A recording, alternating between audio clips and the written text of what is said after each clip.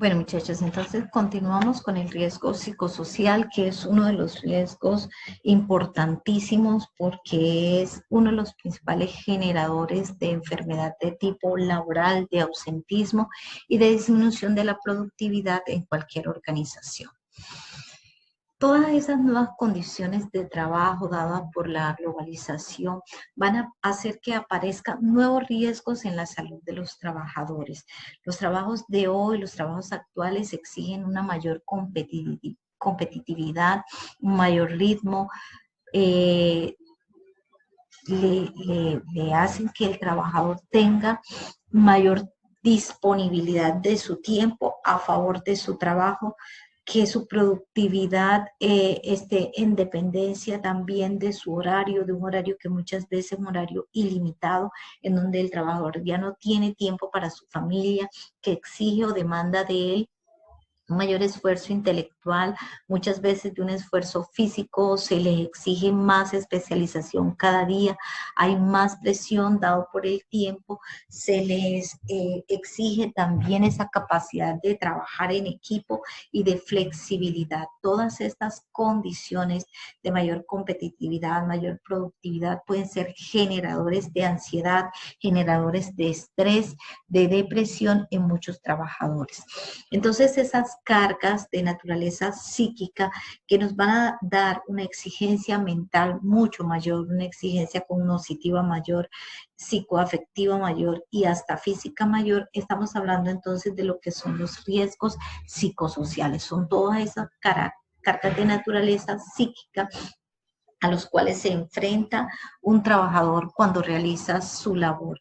Y esa carga de naturaleza psíquica que da una exigencia mental mucho mayor, puede estar dada por condiciones intrínsecas del trabajador, es decir, condiciones individuales o condiciones dentro de la organización. Muchas veces los que están enfermos no son los trabajadores, sino es la organización la que está patológica y que termina enfermando al trabajador.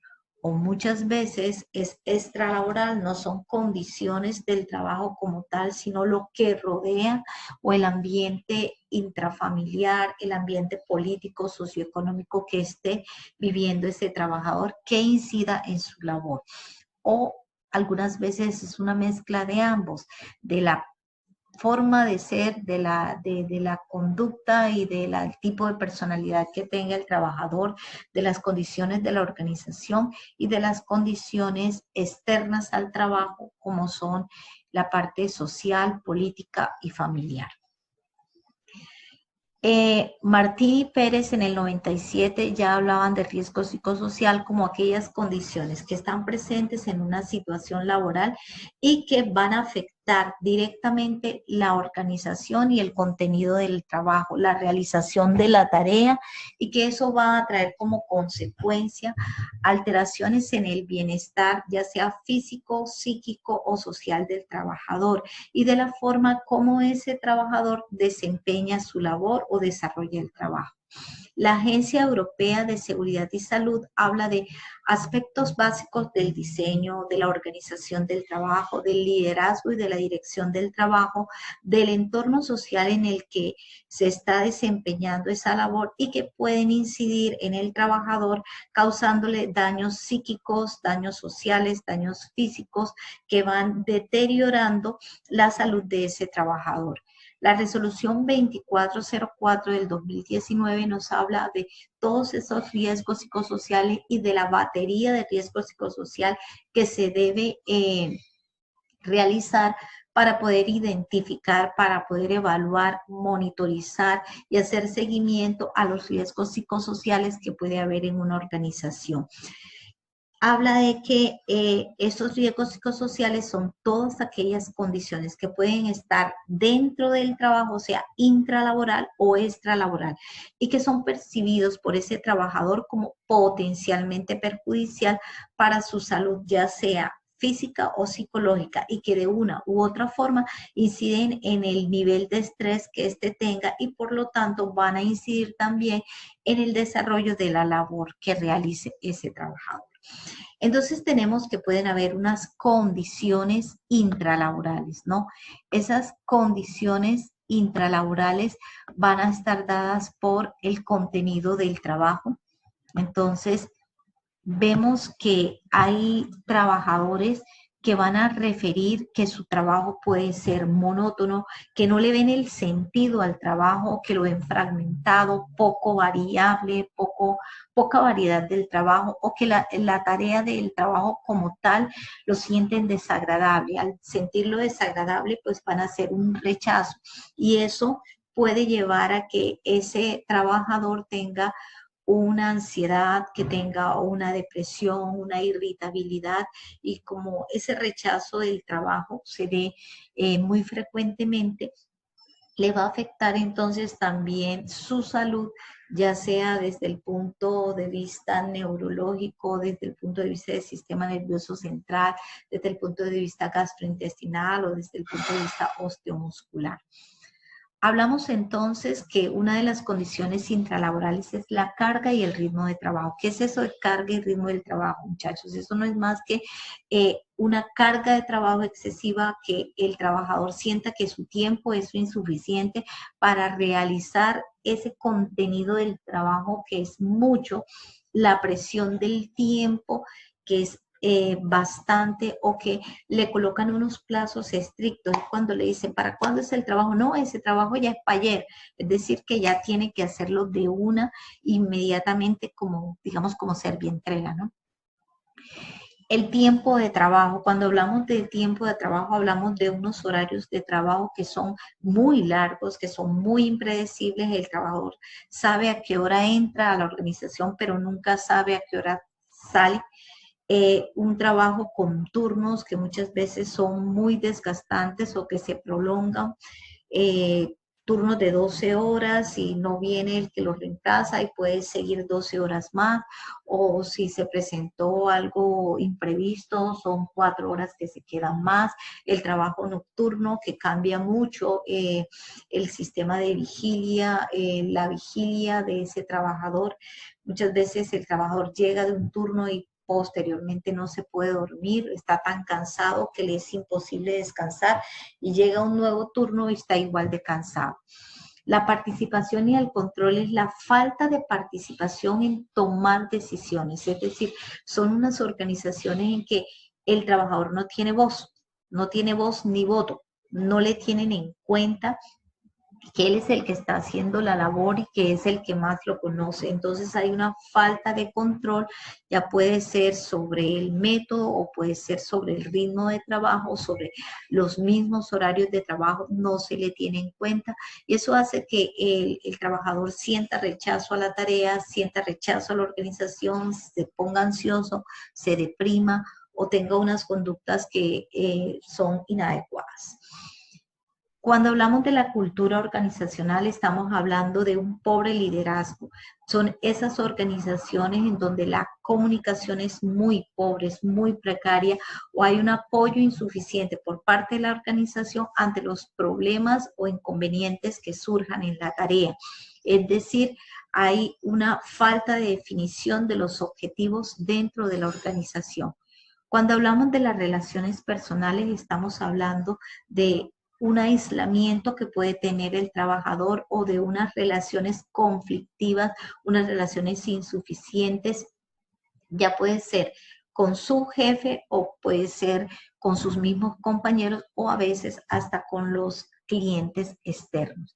Hablamos que esos conflictos pueden llevar a unas conductas inadecuadas por parte del trabajador, o por parte de los mismos compañeros, o por parte del jefe.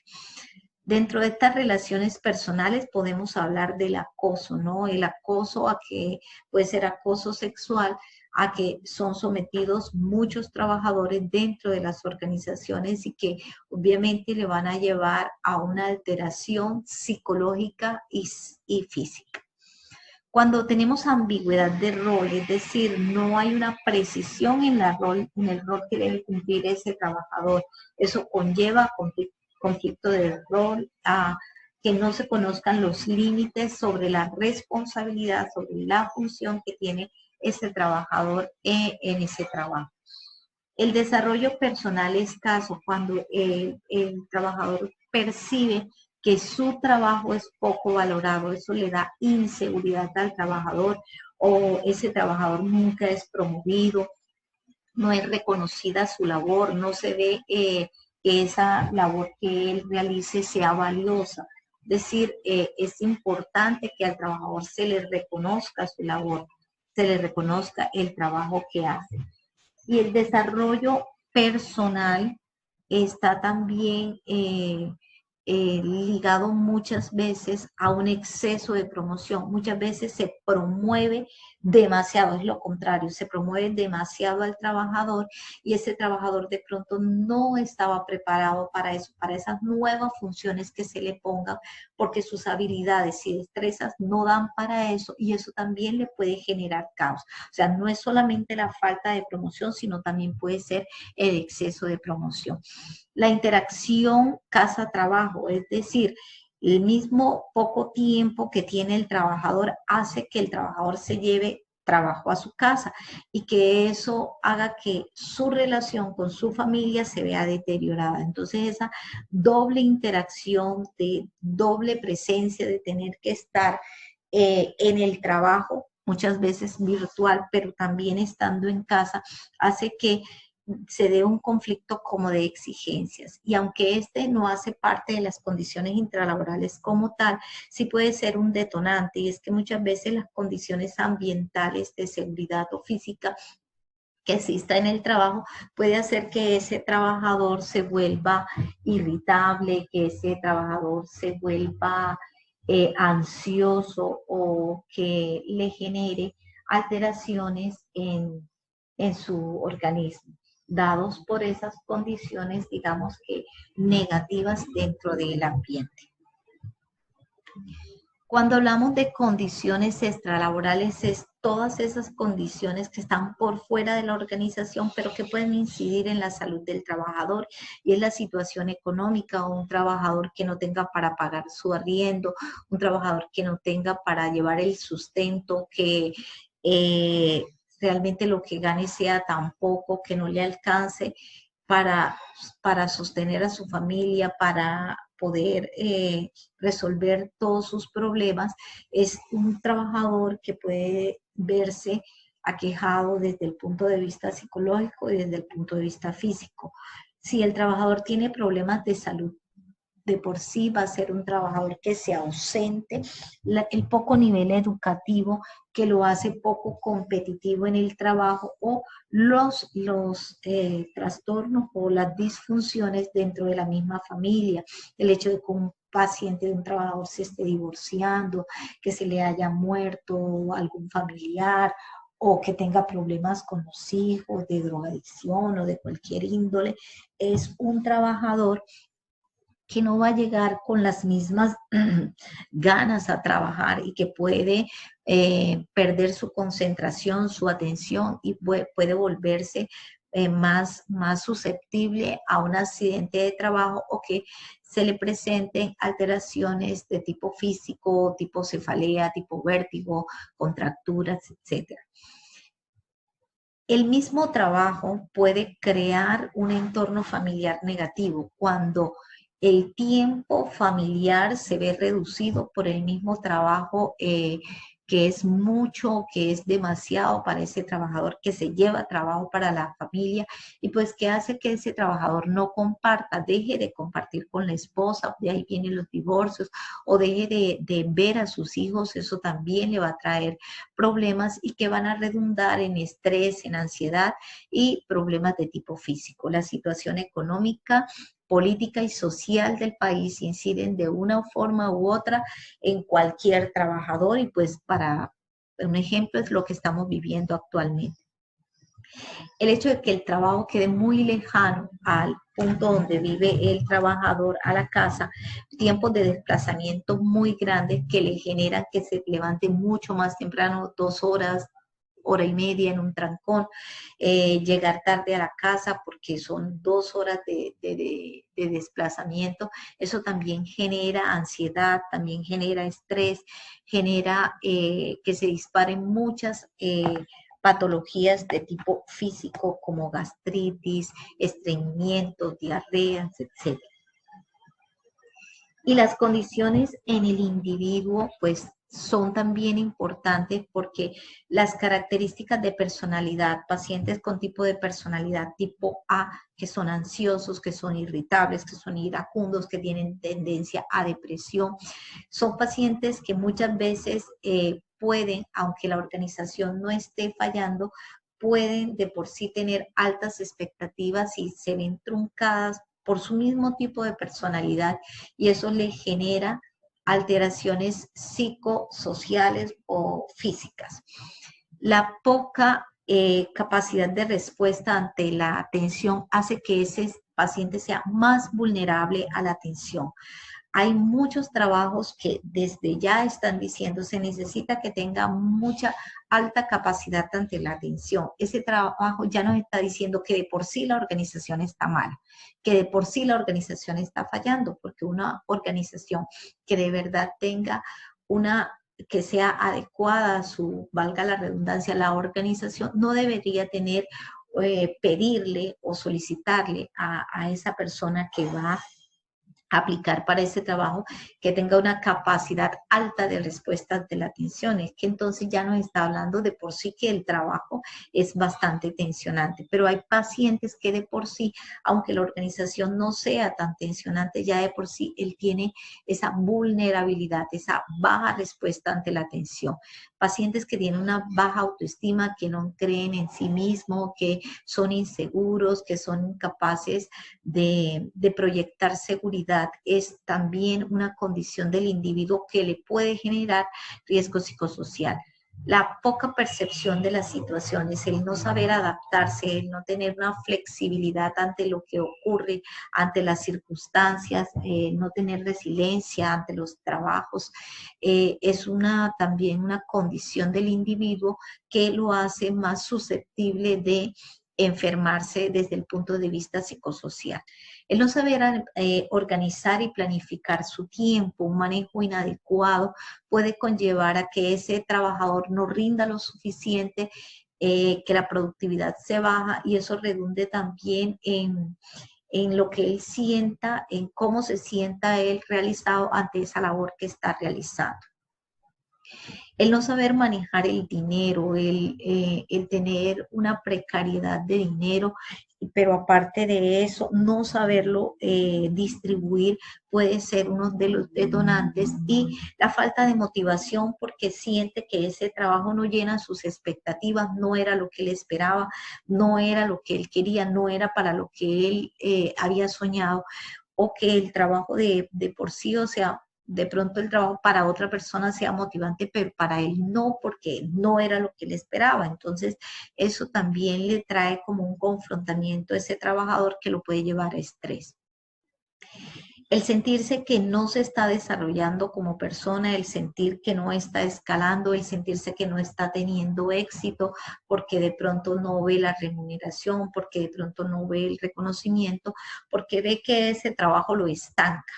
Esa percepción que él tenga de por sí también le puede llevar a estrés y alteraciones físicas.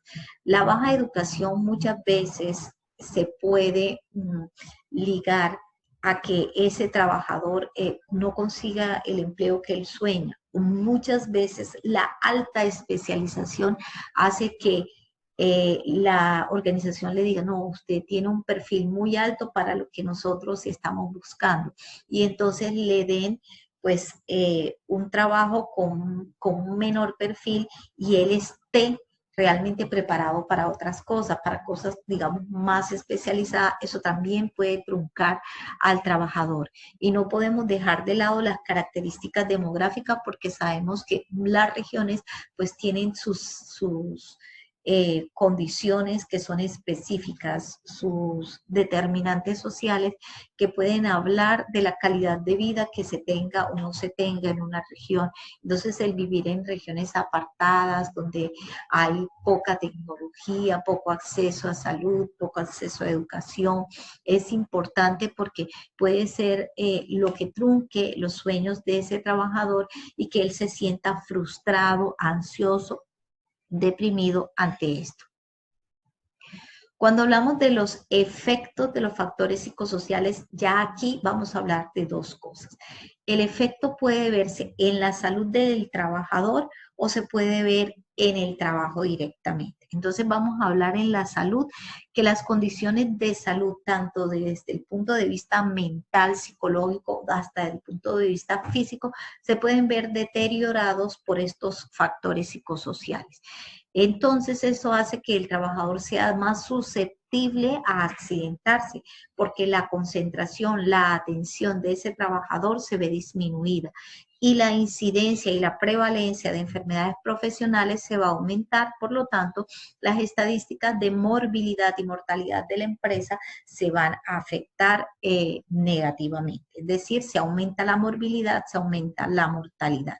Las condiciones de salud pueden estar dadas a nivel del sistema nervioso central, entonces son pacientes que pueden sufrir de cefalea, pueden producir de vértigos, porque generalmente hay contracturas.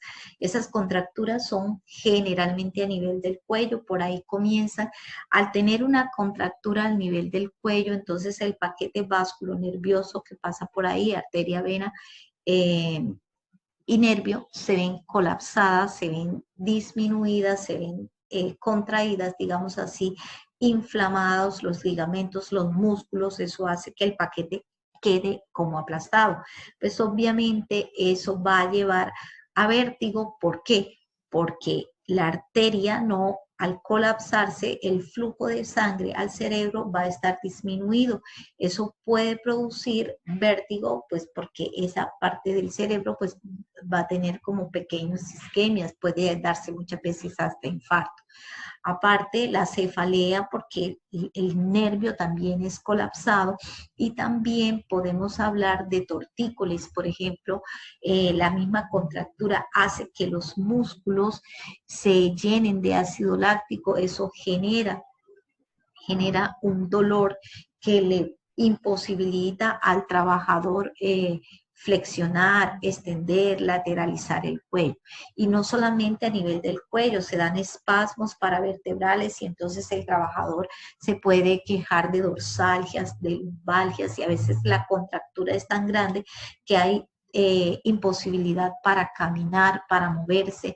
Los brazos a nivel de miembro superior podemos ver que se aumenta los síndromes dolorosos. ¿Por qué? Porque se producen bursitis, se producen espasmos, se producen contracturas que pueden generar también epicondilitis, aumentar el síndrome de túnel carpiano, la tendinosis de Kerbein. Y también todo se ve reflejado, por ejemplo, en la parte gastrointestinal, aumento de gastritis, aumento de úlceras, aumento de colon irritable con o sin diarrea, aumento de los hemorroides también. Estos pacientes pueden también sentir dolores en las articulaciones, pueden sentir gonartralgias, pueden sentir talalgia, fascitis plantar, asociados a esta condición de factores psicosociales, pero también la parte psicológica. Entonces vemos que son pacientes estresados, que tienen una reacción aguda ante el estrés que puede llevarlos a conductas inadecuadas, a trastornos muchas veces de tipo esquizofrénico, a la habilidad emocional, a depresión, a ansiedad, a fobias que generan incapacidad en este trabajador para realizar la labor. Entonces, esas condiciones de salud no son iguales para todos, puede variar. A algunos le puede dar simple cefalea, otros simple vértigo, a algunos les da náuseas, a otros les da vómito, a otros les da úlceras, gastritis, dolores, fibromialgias. Todas esas son condiciones de salud que son generadas por los efectos psicolaborales. Y entonces aquí tendríamos que ver de dónde viene ese factor psicosocial, si es por el individuo per se, por si es el entorno familiar o el entorno social, o por si es por las condiciones laborales de por sí, o sea, por la organización, porque si es la organización la que falla, no está enfermo como tal el trabajador, está enferma es pues la organización. Y todos estos efectos laborales redundan también en el trabajo, ¿Por qué? Porque el ausentismo se aumenta. Ese trabajador enfermo, ya sea psicológica o físicamente, pues no va a ir a laborar y eso lleva a que se tenga que rotar el personal, sacar personal de unas áreas para cubrir ese hueco de ese trabajador que se ausentó. Eso es como una reacción en cadena en que el otro trabajador que tiene que reemplazarlo y hacer una doble tarea, la tarea que le estaba haciendo y la tarea nueva que le toca hacer, también en él ya esté actuando el factor psicosocial. El rendimiento laboral de ese trabajador, pues obviamente es un rendimiento pobre, una productividad disminuida que se ve reflejado también en las ganancias de esa empresa. Entonces, los efectos psicosociales van a incidir directamente en la salud del trabajador, pero también inciden en la productividad de esa empresa o de ese. Bueno, muchachos, entonces sigamos con cómo vamos a hacer para controlar el riesgo psicosocial. Primero, tenemos que identificar ese riesgo, evaluarlo y medir su severidad para saber si realmente se está dando el riesgo psicosocial, que es lo que vamos a ver cuando veamos matriz de riesgo. ¿Cómo vamos a controlar el riesgo? Lo podemos hacer en la fuente, entonces vamos a tener en cuenta los que es la organización laboral de la empresa. Lo vamos a hacer en el ambiente, entonces vamos a mejorar el entorno social, político y económico. Y lo vamos a hacer en el individuo teniendo en cuenta esas características del trabajador con la instauración de profesiogramas, con las capacitaciones, con las intervenciones a nivel del núcleo familiar. Entonces, si vamos a intervenir o controlar en la fuente, lo que vamos a hacer es un control de la organización laboral. Es decir, vamos a identificar primero cómo está el clima laboral y de acuerdo a eso vamos a intervenir. ¿Cómo vamos a intervenir? Adecuando el estilo de la dirección, es decir, que realmente exista en esa organización un liderazgo, que se planifique y se ejecute el trabajo de una manera segura, que se lleve a cabo de acuerdo a los objetivos planteados, que se analicen los resultados, que se haga un informe detallado y que de acuerdo a los indicadores de la organización, pues así se haga un mejoramiento continuo mes a mes para que se puedan mejorar los puntos en donde realmente se esté fallando en esa organización. Es indispensable que en cada organización existan protocolos de cómo actuar ante posibles agresiones o acoso sexual. Para eso existen los comités de convivencia. Es importante que en cada organización existan capacitaciones o se den capacitaciones sobre liderazgo, sobre relaciones interpersonales y cómo manejar el estrés entre los colaboradores.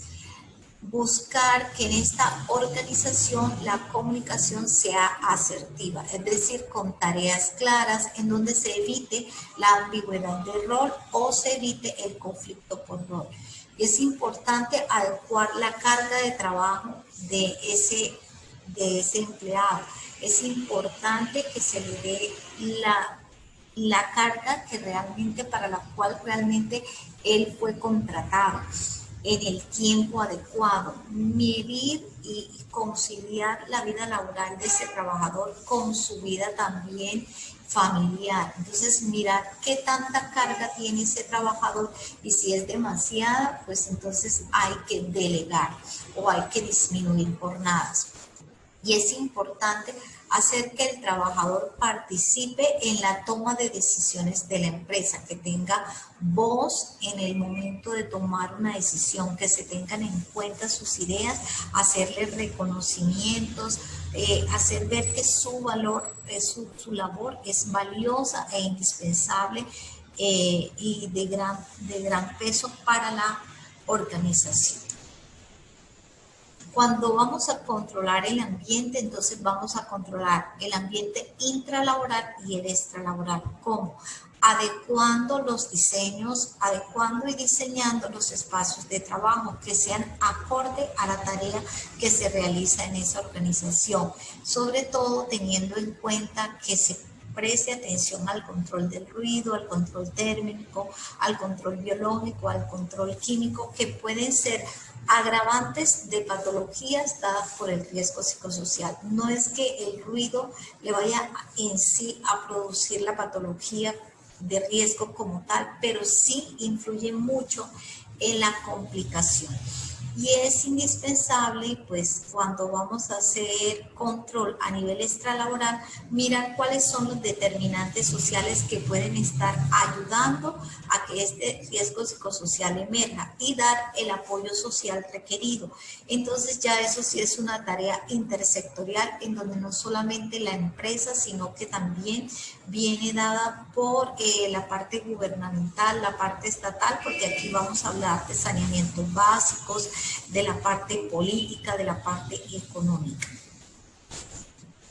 Y a nivel del individuo hay que tener en cuenta que cada persona tiene una percepción muy concreta, muy individual acerca de cómo ve la vida, digamos así. Y eso también depende de la edad, del sexo, de la capacitación, del estilo de vida, de la experiencia que tenga ese trabajador, de su trayectoria como persona, pero también como profesional, de las responsabilidades que tenga a nivel familiar y del estado biológico, también de la parte de patologías previas que pueda tener ese individuo. Todo eso hay que tenerlo en cuenta cuando vamos a controlar el riesgo individual. Entonces es importante que al trabajador se le adiestre en su labor, se le capacite, que se le refuercen sus habilidades, que se le entrenen y que se le evalúe constantemente. Que se le hagan los exámenes médicos ocupacionales con énfasis en riesgo psicosocial, pues para ver qué patologías pueda tener, que se puedan incrementar o que se puedan estar dando en ese trabajador. Es importante que le ayudemos a ese trabajador a reorganizar su tiempo, a saber planificar, a saber ser eficiente y ser eficaz. Si es necesario dar la asesoría psicológica, que puede ser individual, puede ser grupal, puede ser a nivel de todos los trabajadores, pero también puede ser a nivel del grupo familiar. Es importante que este trabajador se le haga seguimiento y control a todas sus enfermedades subyacentes y se le motive continuamente a realizar su labor.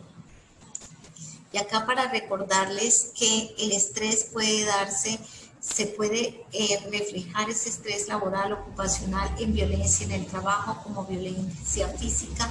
El estrés se le puede ver al trabajador con actos o actitudes de violencia física, por ejemplo en el síndrome de burnout, que es un síndrome asociado a un desgaste del trabajador por monotonías, por muchas razones, en donde el trabajador pierde como esa sensación de confort en su trabajo. Él no se encuentra a gusto realizando su trabajo y eso lo va a reflejar en su actitud, que puede ser en violencia física contra él mismo, contra sus compañeros, contra el cliente, contra la organización. El tecnoestrés que pueda ser dado por el acoso laboral, que puede ser sexual, que puede ser moral, puede ser discriminatorio o puede ser dado por la misma tecnología. Y el estrés postraumático, que se puede dar origen a violencia a los clientes, o sea, a los terceros. Para recordarle que los riesgos psicosociales afecta a todo. Puede darse trastornos gastrointestinales que pueden ir desde una mera úlcera, diarreas, estreñimientos, hemorroides, trastornos cardiovasculares asociados a diabetes, hipertensión, trastornos respiratorios asociados a asma, rinitis, sinusitis, trastornos endocrinos que se asocian a hipo o hipertiroidismo, impotencia sexual, frigidez, eyaculación precoz, trastornos dermatológicos como seborrea, como dermatitis crónicas, trastornos musculares que pueden ir desde una mera contracturas, dorsalgias, lumbalgias, cervicalgias, pueden dar hombro doloroso, pueden dar tenosynovitis de Quervain, epicondilitis y dolores crónicos, cefaleas, el insomnio que siempre puede ser de conciliación o de mantenimiento, trastornos inmunológicos que se ven como gripas a repetición, herpes a repetición, falta de apetito y los problemas y las consecuencias emocionales como la preocupación excesiva, la incapacidad para tomar decisiones adecuadas, sensación de estar confuso, la falta de atención y de concentración, la falta de control, la desorientación, trastornos de la memoria, los bloqueos mentales, muy poca,